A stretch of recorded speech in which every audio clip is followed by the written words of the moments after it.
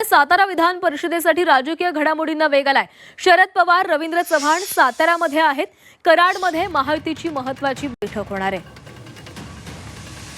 विधान परिषद निवडणुकीची रणनीती ठरणार आहे। राष्ट्रवादीच्या 3 आमदारांनी महायुती उमेदवाराला पाठिंबा दिल्यानंतर शरद पवार हे सातारामध्ये पोहोचलेले आहेत। त्यामुळे शरद पवार काय भूमिका घेतात याकडे लक्ष असणार आहे। दरम्यान याबाबत साताऱ्यामधून आढावा घेतलाय आमचे प्रतिनिधी तुषार तपासे यांनी।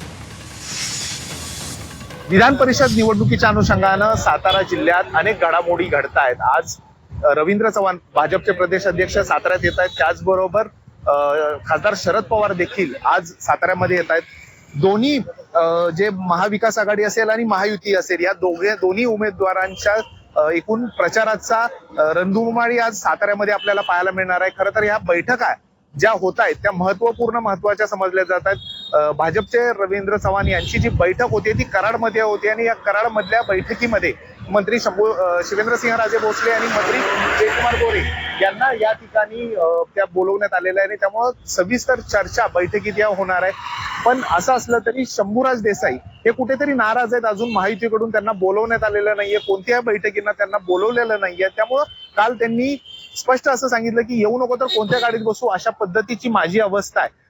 अशा पद्धतीनं उपरोक्त पद्धतीनं त्यांनी ही बोलल्यामुळं एकूण भाजप सोबत अजून ते जाणार की नाही हे अजून स्पष्ट झालेलं नाहीये। महायुतीच्या उमेदवार जो धैर्यशील कदम आहेत त्यांनी मात्र मंत्री शंभूराज देसाईंची भेट घेतली आहे, मंत्री उपमुख्यमंत्री एकनाथ शिंदेची भेट घेतली।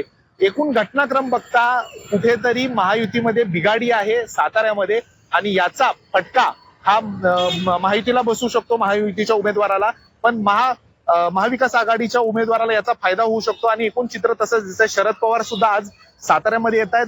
त्या अनुषंगाने देखील आज चर्चा होऊ शकते, बैठका होऊ शकतात आणि शरद पवार ज्या ठिकाणी येतात त्या ठिकाणी वेगळ्या पद्धतीनं राजकारण फिरतं। त्यामुळे आज साताऱ्यात आल्यानंतर शरद पवार नेमकं काय करतायत हे पाहावं लागणार आहे। तुषार तपासे, झी मीडिया, सातारा।